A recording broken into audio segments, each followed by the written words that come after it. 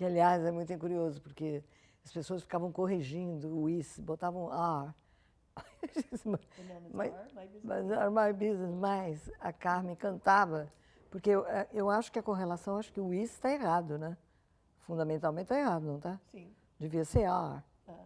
Mas ela tinha essa coisa de que ela tinha que falar errado, porque os americanos achavam engraçado. Então ela dizia para o Zanuck, if you don't behave, I will speak. Eu começo a falar direito outra vez. Mas ela falava tudo errado, porque eles achavam muito engraçado. Fazia parte da caricatura, né, que eles inventaram. O que eu acho interessante é que quando estreia esse filme aqui no Brasil, críticos, jornalistas, todo mundo parece que todo mundo acha que é teu primeiro filme. Esse foi em que, 96? 95. 95. Eu não acho, não. É engraçado que você falou isso quando você me mandou a pauta. Inclusive, houve uma revisão, tipo o Nelson, o Mota, umas pessoas mais da minha geração, Jabor, essas pessoas todas, escreveram sobre o filme e se referiam, inclusive, aos meus primeiros filmes aqui. Meus 2 primeiros. Eu só fiz 2 filmes no Brasil antes de viajar, né? Em que ano foi isso? 67. Eu sou antiga. Em 67, e o outro foi em 69, talvez, meio-dia. O primeiro foi a entrevista, o segundo foi meio-dia. Trabalhei com Paulo César Sarraceni no Capitu, trabalhei com Rogério Ganzella na Mulher de Todos. Quer dizer, quando nós apresentamos o filme em Brasília, eu tinha um pouco essa... A minha preocupação é que eu sabia que a audiência era muito jovem, eu achei que eles não iam saber, não era quem era eu, era quem era Carmen Miranda. Eu acho que eles nem iam saber disso, porque as pessoas... A memória no Brasil é muito curta, né? E Carmen era uma coisa...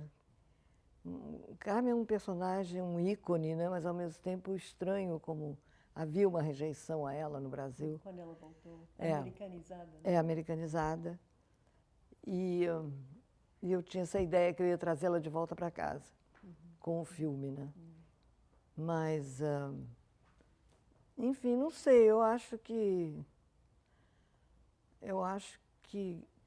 o mundo, as distâncias tornaram-se tão curtas que você morar fora não é a mesma coisa que era antigamente. Eu acho que eu vinha todo ano aqui, minha família toda estava aqui. Quer dizer, não foi assim um exílio. E no exterior, os brasileiros se encontravam muito. Isso acontece muito, né, quando você mora fora, que as pessoas se juntam mais ou menos, porque são uma comunidade, porque falam a mesma língua. E havia muitos exilados brasileiros que estavam fora do Brasil, que vinham a Washington, onde eu estava morando, Washington, D.C., e inclusive participaram, como é que ela chama? Tetê Moraes. Trabalhou comigo em Washington. Carolina eu levei para lá, para o filme, chamei para o filme. Quer dizer, havia uma troca. Quando eu fiz Carmen, eu estava constantemente em comunicação aqui com, por exemplo, Calmon. Antônio Calmon me ajudou muito na ideia do roteiro do filme, a ideia de que eu faria a narração pessoalmente, que no começo me incomodou muito. É muito esquisito você ouvir sua própria voz, né? A gente nunca gosta da voz da gente quando a gente ouve. E eu custei muito, resisti muito até resolver que eu ia fazer. Então, não sei, mas é engraçada essa tua percepção, eu não tinha pensado nisso. Então, essa é por causa da tese de doutorado que foi escrito em relação a você. Você diz a dissertação da Mariana? E ela diz isso? Sim. A Mariana sabe mais da minha vida do que eu. Eu consulto ela o tempo todo. O que estava? É isso mesmo? Ela é ótima. Ela é. Então, mas quando você saiu do Brasil em 69, que era um ano fatídico, né? Não, eu saí do Brasil em 71. Em 71. Eu estava aqui, estava barra pesada. Aí você começa a ter a trajetória que é dos filmes Americanos. políticos sobre a América Latina. É.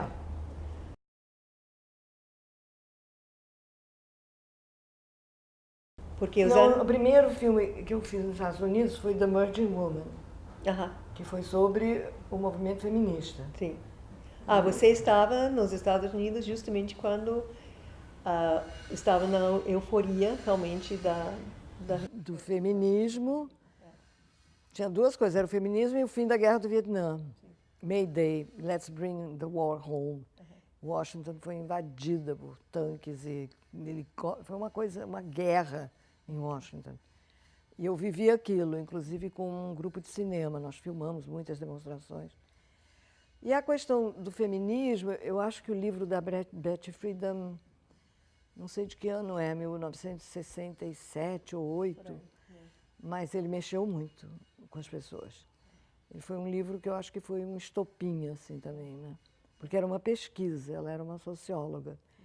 E ela levantou dados que eram, assim, impressionantes. Então, eu vivi essa coisa lá, fiz esse filme, The Merging Woman, que ficou sendo o filme do Bicentennial, do American Bicentennial. E depois eu fiz The Double Day, que é sobre a mulher na força de trabalho na América Latina. Foi esse que Carolina participou, que nós viajamos por 5, 6 países durante 3 meses.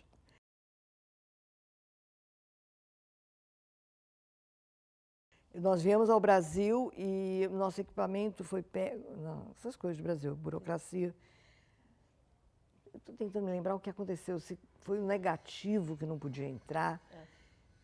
Eu sei que foi um absurdo, porque eu estava querendo filmar aqui, principalmente no Brasil, né? E não pude filmar. Mas eu acho que é uma situação diferente, porque cada país... Para mim, foi assim, a descoberta da América Latina foi muito importante.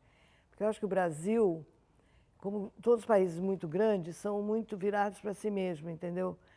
E a gente nunca se sentiu parte do resto da América. Sempre que a gente esnobava os bolivianos e peruanos, a gente nunca se deu muita bola para... Teve curiosidade, tivemos curiosidade. Quer dizer, é evidente que os cientistas políticos, os acadêmicos, não sei o quê, mas assim, eu não me lembro, quando eu morava aqui, de nós sabíamos mais sobre o que estava acontecendo na Europa e nos Estados Unidos do que no resto da América Latina. Havia, assim, um certo snobismo. E, para mim, foi uma revelação. Eu achei incrível, foi, assim, uma coisa muito importante. E eu acho também que você olhar o seu país de fora, o teu olhar de fora para dentro, é muito curioso também. E é importante. Eu acho que eu tenho agora esses dois olhares, que foi para mim, uma vantagem, uma coisa importante. Porque eu sempre fui estrangeira nesse planeta, eu acho.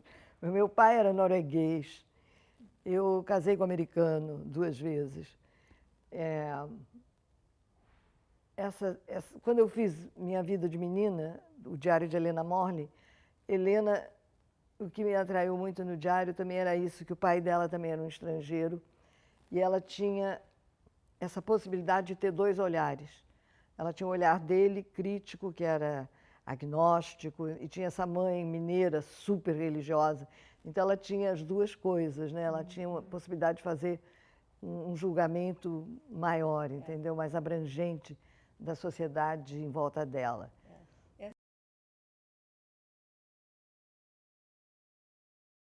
Que eu ia te perguntar, inclusive, até agora, essa é a única filme de ficção que você fez, isso? Eu acho que Carmen Miranda é uma mistura de ficção e documentário, é um documentário afetivo. Tem essa parte que é de arquivo, mas tem uma Carmen Miranda que eu invento também, que é a minha Carmen Miranda. Então, quando eu fiz a entrevista, já era essa mistura de documentário e ficção, Meio-dia é a mesma coisa, é uma ficção. E eu sempre achei que se eu tivesse continuado no Brasil, eu talvez teria me encaminhado direto para ficção. Mas nos Estados Unidos, o documentário era uma coisa tão forte, o cinema direto era uma coisa tão viva e tão importante. Eu conheci os irmãos Maisels, o Albert, o outro morreu, esqueci o nome dele. O Albert me chamou, inclusive, para fazer um filme com ele. Ele queria que me botar num trem na Bolívia para eu viajar com os índios e eu iria conversar com os índios durante a viagem. Aí eu disse para ele que ele estava maluco, que índio não conversa, que índio não ia conversar comigo. Imagina por que o índio ia conversar comigo. Era no trem da morte. Era um trem que tem na Bolívia. Mas, enfim, eu tive um contato muito forte com esse documentário, que aqui estava começando, mas não tinha a força, e por causa da ditadura, a questão toda, as pessoas aqui estavam com muitos problemas de poderem fazer cinema. Então, eu tive a possibilidade lá de poder trabalhar, né? Que foi importante. Mas sempre o que me interessava, e quando você viaja, quando você está fora, vivendo fora, você é vista eu fui vista como uma latina, porque para eles, você ser qualquer lugar da América do Sul, eles não fazem diferença, é a mesma coisa. Sim. Então, eu aproveitei. Lógico, eu sou uma expert em Latin America, vocês podem me chamar quando tiver um problema.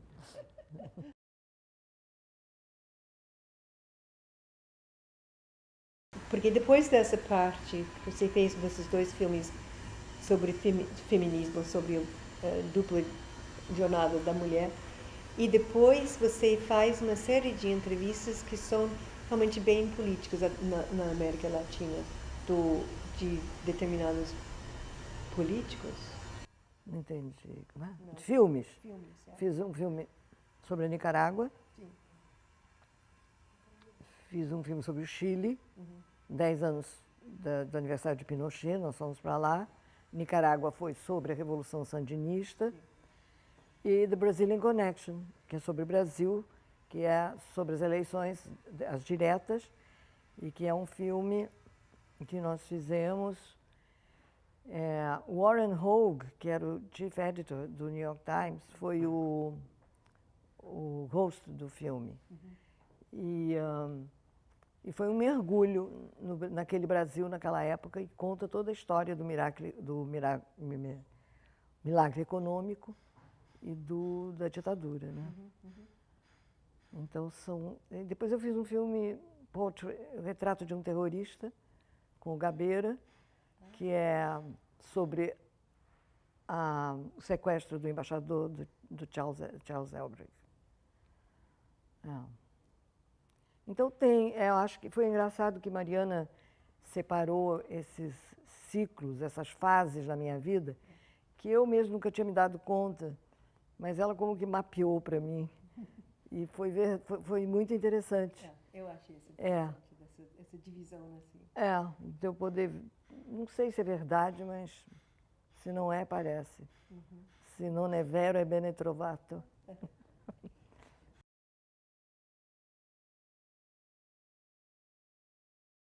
Depois se faz a Palavra Encantada. Foi. Eu acho que esses filmes todos, o Palavra também, é uma tentativa minha de entender alguma coisa. Cada filme é uma lição, é uma coisa. Você parece que se forma num assunto, é um mergulho numa coisa. E esse, do Palavra Encantada, foi fantástico, porque ele cobre 6 décadas da música brasileira. Então, ele tem esse aspecto, eu não diria didático, mas sim, de informação, que eu acho que para mim é uma coisa que sempre foi muito importante, de entender o conjunto das coisas, entendeu? De não só o particular, mas às vezes quando você examina o microcosmo, você chega no Universal, né? É. E assim, foi muito importante para mim fazer isso. E nesse filme você delonga ou examina mais de perto os poetas que também são letristas e letristas que também são poetas. Pois é, uma discussão que se levantou dentro do filme, nas entrevistas com cada um, e que isso foi muito bacana, porque eles é que determinaram o que era para um e o que era para outro. O Chico dizia, eu nunca fui poeta na minha vida. É difícil não acreditar, né? Mas é a visão que ele tem, de que a música vem antes, a poesia vem depois. Mas o Lenine é maravilhoso quando ele fala dos trovadores, e como os trovadores têm tudo a ver conosco, quando você encontra trovadores no Nordeste, esses cantores, cantantes nordestinos, ou a importância do rap. E, então, foi uma viagem, foi um filme assim bastante interessante. E depois você engatina, não, dá pulo, um salto, a great leap into the unknown when you go into the problems of abortion, os problemas de aborto. Não, mas antes disso eu fiz A Alma da Gente, que é um filme na Maré. Sim. É, são 5 filmes aqui no Brasil depois que eu voltei. Foi o Carmen, que eu considero um filme brasileiro, que eu fiz indo e voltando com um assunto brasileiro. E, quer dizer, a Carmen, na verdade, ela ficou quase mais conhecida lá do que aqui, porque os americanos absurdamente ficaram... O David me contou que quando ele era criança ele assistia animation, televisão, aí ele via aquela figura da Carmen, mas ele não tinha ideia que era brasileira. É parte da cultura dele, parte da cultura americana. Então, Carmen, depois de Carmen, Vida, depois de Vida, Palavra Encantada, depois A Alma da Gente, depois Meu Corpo, Minha Vida. Quer dizer, são 5 filmes em 10 anos. Eu acho que para o Brasil está de bom tamanho, né? Que leva tanto tempo para conseguir qualquer coisa, né? Pois é, essa que eu ia também perguntar.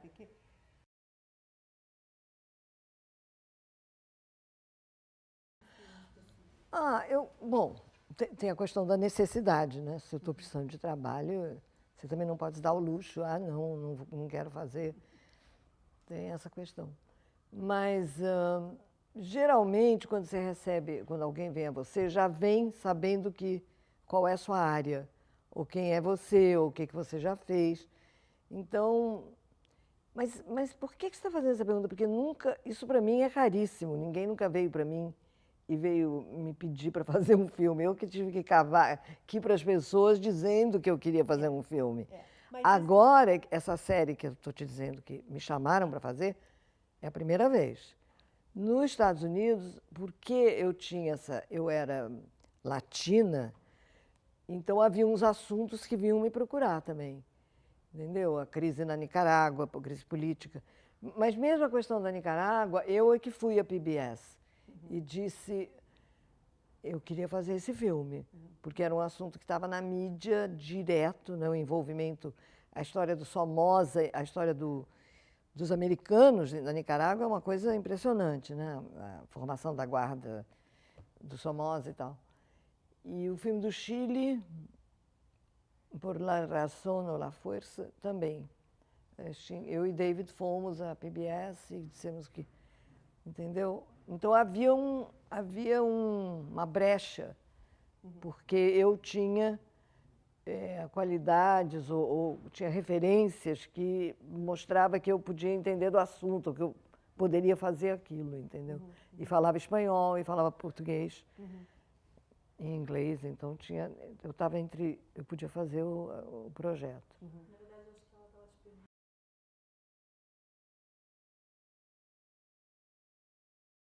Na Maré, foi uma amiga que nos chamou um fim de semana para a gente dar um pulo em Nova Iguaçu, num negócio lá na escola onde tinha do Sesc, né? Onde eu estava vendo um ensaio de um grupo de dança da Maré com o Ivaldo Bertazzo, que é esse grande coreógrafo de São Paulo. Se nós queríamos assistir, nós fomos. E levamos uma câmera de vídeo de brincadeira, porque estávamos indo lá e não sei o quê. E ficamos apaixonados. Quer dizer, a gente viu o ensaio e a gente, isso aqui não existe. Aí conversamos com o Ivaldo e perguntamos se podíamos ficar voltando. Aí o Ivaldo disse, podem, ótimo, então vocês vêm. Então ficamos retomando. Acabamos acompanhando eles até o dia da estreia deles. Aí tínhamos aquele material todo e não tínhamos patrocínio, não tínhamos nada. Botamos aquele material de lado e aí eu fui fazer Vida de Menina, que eu resolvi fazer porque caiu nas minhas mãos o livro da Bishop. A Bishop fez a tradução do Diário de Helena Morley para o inglês, uma tradução belíssima. E David me deu de presente. Por acaso me deu em inglês, me deu a tradução dela. E eu entrei no Vida de Menina. E esquecemos o material da Maré. 10 anos depois é que a gente pensou que aquele material estava todo lá. E que era um crime não fazer alguma coisa, fazer o quê então? Então resolvemos que haviam 5 personagens que nós tínhamos focalizado mais na nossa filmagem com o Ivaldo, que tínhamos entrevistado, o que seria que tinha acontecido com eles. E aí pintou um outro filme, que aliás muito melhor do que se a gente tivesse na época feito um filme só sobre espetáculo. O filme passou a ser sobre outra coisa. E são assim, acho que os filmes acontecem que nem a vida, não sei, as coisas vão...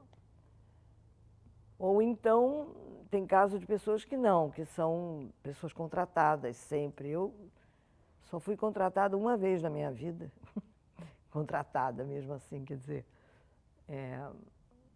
nesse caso da... Meu primeiro emprego de cinema foi com Paulo César Serracene, que eu fui continuista no Capitu.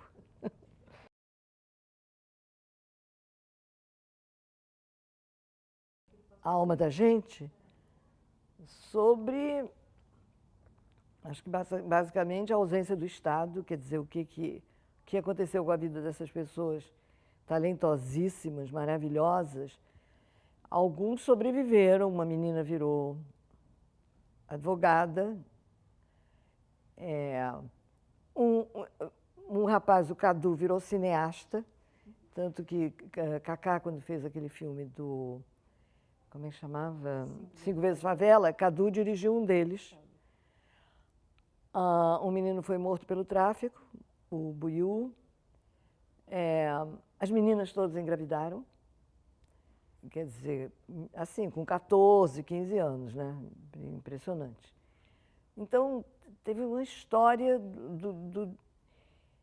como é que aquela esperança que eles tinham, que era uma coisa assim, o entusiasmo deles pela dança, pela possibilidade de sair da maré, de passar de fazer outra coisa na vida, de ter uma profissão, de serem alguém, o que aconteceu com os sonhos de cada um, né? Então é um outro filme. Mas eu não sei, eu não sei se eu respondi a tua pergunta. Respondi. Mais ou menos. Vida de Menina foi um filme que... Eu fui de uma geração, eu não fui da geração que leu esse livro quando ele saiu.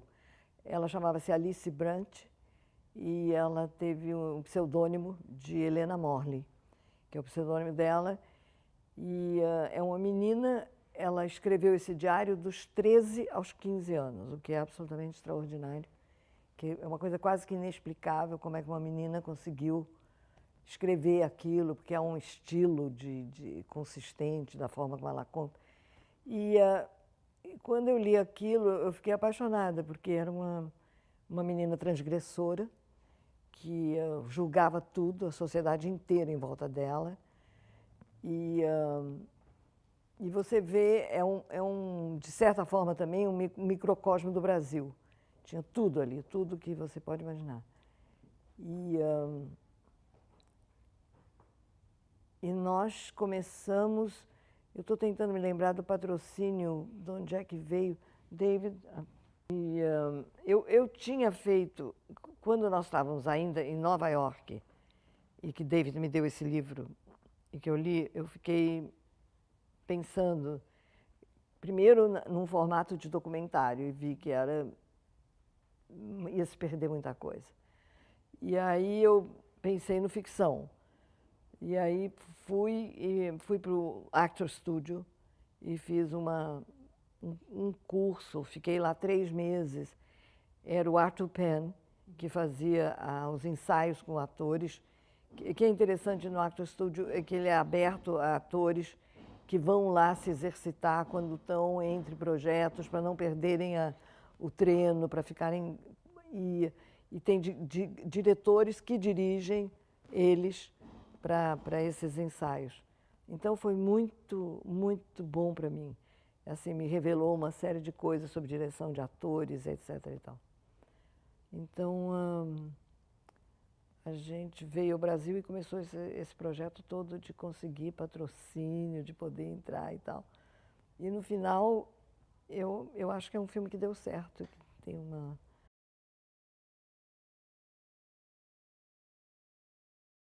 Não, novamente, nós estamos num momento no Brasil que tem um ressurgimento de um feminismo, né? E essa questão do aborto é uma questão absolutamente escandalosa, é uma chacina. As mulheres estão morrendo, morrem por dia 4 mulheres, por dia, nos hospitais, que vão em busca de... Porque ou elas provocam nelas mesmas, ou elas vão a clínicas clandestinas, porque o aborto é considerado um crime. Crime, você é presa se você... Quer dizer, para mim é uma coisa assim... inacreditável, eu não consigo nem começar a falar que eu já fico com raiva. Como é possível alguém determinar o que uma mulher quer fazer com seu corpo, com sua vida, se é o momento ou não de ter um filho ou não ter, quantos filhos ter? Existe um perfil na Organização Mundial das Mulheres, da Saúde, Organização Mundial da Saúde, que eles fizeram o perfil dessa mulher. Ela geralmente é casada, é religiosa, já tem 2 ou 3 filhos. Esse é o perfil da mulher que procurou aborto. A imagem que se faz disso, o que se divulga, é que essa mulher é uma mulher promíscua, que ela, entendeu, não tem mais nada que fazer, ficou dando para todo mundo, e engravida. É uma deturpação, uma coisa tão criminosa o que está acontecendo. E o GNT teve a coragem, é um canal... É interessante, porque é um canal quase que só de gastronomia, né? E de moda, mas tem muitas mulheres trabalhando no GNT e elas resolveram entrar na história. E Marisa Leão entrou também como produtora e a gente conseguiu fazer o filme. E é um filme que agora eu já fui chamada assim, para falar na PUC, para falar agora no Quitandinho, o SESC tem um festival de inverno, a UFRJ, ele vai ter que ter um caminho de boca a boca, porque é muito difícil divulgá-lo, porque o assunto é muito explosivo. Então, principalmente por causa da questão religiosa e dos evangélicos. Você sofreu ameaças? Não, até agora não. Eu sofri ameaças, as entrevistas, porque tudo se passa em Campo Grande, né? Eu peguei a história de um caso da Jandira, que se tornou um caso internacional, que foi coberto por todos os jornais do mundo. E é um lugar, e o grande pastor espiritual da família é esse padre que conversa com o demônio todo dia. Ele é um exorcista. Você pode imaginar, começando por aí, o que essa menina viveu para poder encontrar uma solução para a história dela, que acabou não encontrando. Ela foi esquartejada, foi morta. E não, é uma história difícil ver essa questão. E agora você vai fazer então um seriado sobre os feministas? Quer dizer, estamos ainda em negociações, mas vai ser interessante porque é o que a gente chama de dinheiro bom, não é dinheiro incentivado. Sim. É dinheiro bom, quer dizer, é de uma produtora estrangeira que está no Brasil atuando, está procurando negócios, e de uma produtora brasileira. E, e nós estamos tentando fazer para a HBO. Então, e esse vai ser documental sobre é um documentário, é um documentário. É. Então, sei lá, acho que está na hora, né, de a gente contar essa história outra vez. Contar a história direito.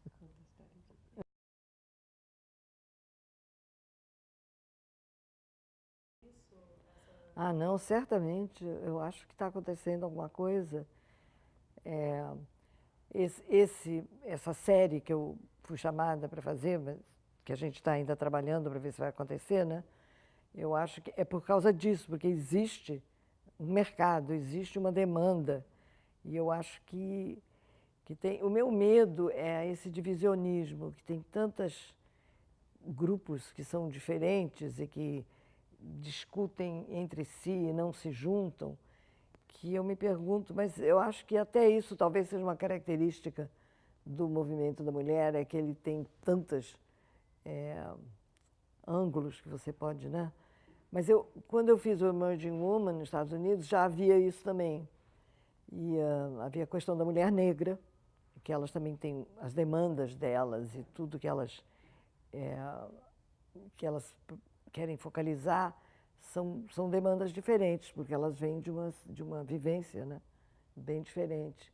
Tem as trans, tem as lésbicas, é uma variedade muito complicada. A Antônia Pellegrino terminou um filme agora para o GNT, que é sobre o novo feminismo. E ela disse que foi bastante complicado. Entendeu? Tem esses grupos nas universidades que se reúnem para debates, tem muitos pontos de vista. Eu espero que alguma coisa saia disso. Eu acho que vai sair, eu acho que estava na hora, está na hora. Chega um momento, né, que não dá mais para segurar. Hoje, aliás, no jornal tem uma página inteira muito interessante sobre a questão do trabalho na casa, como a remuneração, que é esse doble jornada, esse double day que eu fiz, que era sobre que a mulher reproduz com o corpo a força de trabalho, né? Esse trabalho, o trabalho dentro de casa, o trabalho doméstico, nunca é quantificado como trabalho. E é um trabalho que a sociedade precisa dele. Ele não pode viver sem ele. E agora, foi muito interessante, hoje no Globo, ele está sendo quantificado. O que é que a mulher contribui para o PIB com esse trabalho que é desconhecido não reconhecido, considerado normal, entendeu? Que você tem que fazer tudo que você tem que fazer dentro de uma casa, tomar conta dos filhos, limpar a casa, cozinhar, tudo isso.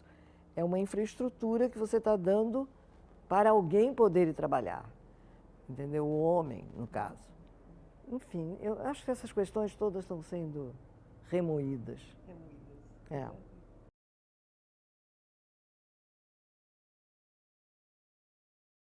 Eu acho que havia um machismo absoluto, mas tanto os homens sendo produto desse machismo quanto as mulheres. Porque eu acho que assim, a educação, as mulheres também educavam os filhos homens já com uma série de preconceitos. Então, eu acho que o buraco é bem mais embaixo, entendeu? Não adianta você querer demonizar o homem só, porque existe uma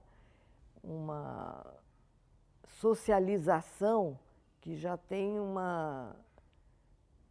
No final, eu acho que a questão essencial assim é a questão do poder, entendeu? É que como é que você controla, você pode ter controle das coisas, né? Do espaço de trabalho, eu não sei.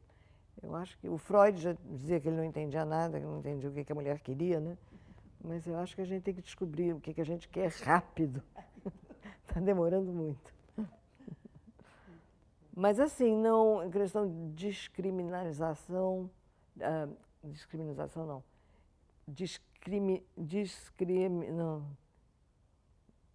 não, se discrecionada não, gente, meu português. Discriminated against. É. Descriminalização não, discriminação. A discriminação, não. Então, você quer falar o quê? de ser discriminado. É, discriminação. É, não sei, eu acho que talvez um paternalismo, assim, a Helena quer fazer cinema, então vamos ajudar ela. Eu aproveitei, lógico, querem me ajudar, mas também eu vim de uma formação, de uma casa de homens. Tem 3 irmãos homens e um pai, e eu e minha mãe, né? Então, eu acho que eu tive que lidar com essa questão muito cedo. Eu sempre dizia que na Gávea, né, quando a gente morava lá, que tinha aquelas mangueiras enormes, a gente sempre brincava de Jane e Tarzan. Eu era sempre a Jane, ficava amarrada numa árvore, e os meus irmãos eram Tarzan, né? Por aí você já vê.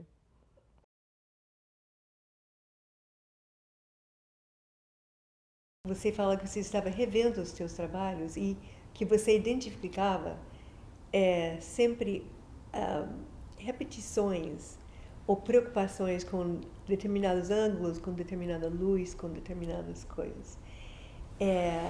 Eu queria que você comentasse isso um pouco. Isso foi o resultado, outra vez, de Dona Mariana, que acertou em cheio. Mas eu nem sei se é bom você saber dessas coisas, porque eu acho que, assim, o seu inconsciente ou o seu processo criativo, você deve ter a gente tem um arquivo, né, mental, um arquivo de imagens, um arquivo que de repente você vê ele se repetindo, e é uma coisa meio perturbadora, assim, entendeu? Porque você não quer saber tanto. Porque depois, quando você está trabalhando outra vez e que voltam aquelas imagens, você já vai, talvez, se reprimir e dizer inconscientemente, entendeu? Porque você já está... Não sei, eu acho muito delicado isso, esse processo criativo. Mas é verdade, mas são imagens, talvez, da minha socialização, de como eu fui socializada com colégio de freira durante anos. A formação religiosa, não sei, são imagens que se repetem. As bonecas, que é um universo da mulher, um universo infantil muito forte. Eu acho que, de repente, quando Mariana apontou para isso, porque ela foi ver todos os meus filmes de uma vez, uma coisa que eu jamais faria.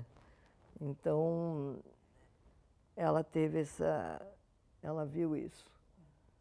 Mas eu não sei se é bom ficar mexendo muito nessas coisas. Eu não sei, mas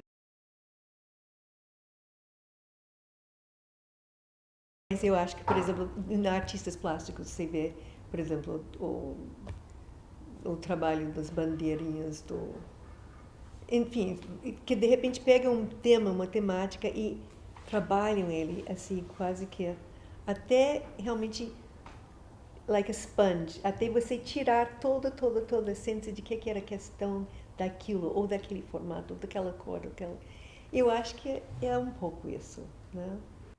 E aí, se no final não sobrar nada? Chegar no fundo não tem nada.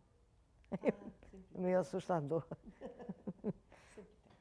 Porque tem isso em psiquiatria, né? Em psicanálise, que se você tira um defeito, você consegue eliminar um defeito, você pode desmoronar a estrutura toda, não sobrar nada. Aquele defeito era a coisa que sustentava tudo.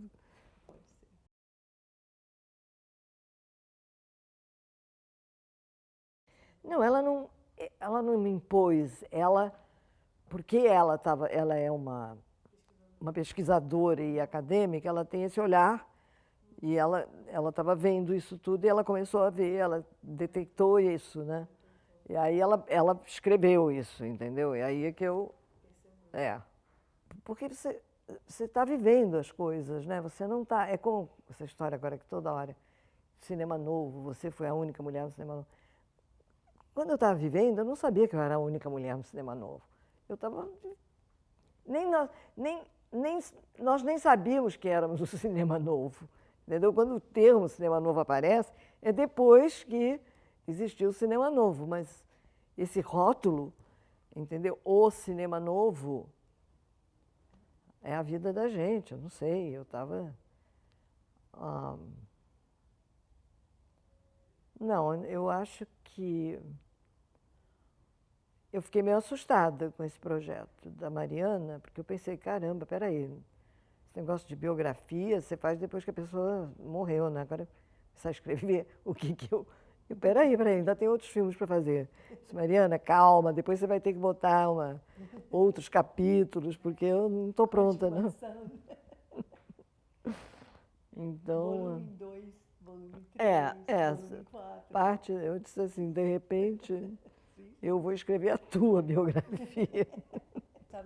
Que eu acho que a única coisa que me põe próximo ao cinema novo é realmente a mesma época. Eu tô inserida no grupo, que eram meus amigos, eram pessoas que eu conhecia, eram os filmes que eu estava assistindo e estávamos todos vendo filmes juntos. Foi um momento muito forte, assim, de assistir o neorrealismo italiano, a Nouvelle Vague.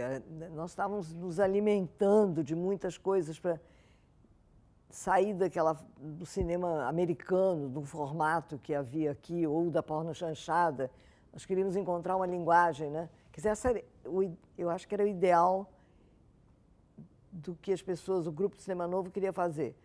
Mas, por exemplo, meu primeiro filme, eu acho que não tem nada a ver com cinema novo, no caso, porque eu estava querendo examinar meu próprio background, quem eu era e qual era a minha formação burguesa e o porquê de tudo aquilo. E eu saí entrevistando pessoas que tinham a mesma formação que eu, que foram nos colégios que deviam ter ido, que fizeram o casamento que devia se fazer, que foram, entendeu? Tiveram esse mesmo tipo de formação de uma elite da qual todos nós pertencíamos. E eu acho que o cinema novo vai em busca do outro. Ele quer examinar o oprimido. É uma questão política da miséria, da pobreza, da opressão de classe, entendeu? Já tinha um cunho mais ideológico que eu acho que eu estava mais interessada em examinar, virar a câmera para nós, para mim, não para mim, eu pessoalmente, mas para minha classe social, e ver quais eram os nossos problemas, o que era essa elite. Eu acho que depois tem alguns filmes que começam por exemplo, o filme de Sarracenia, Capitu, mais ou menos já está nesse caminho, e tem outros filmes que agora... O Bravo Guerreiro, o filme de Gustavo Dahl. Mas a maioria são filmes mais virados para essa questão social. Aí? Que bom.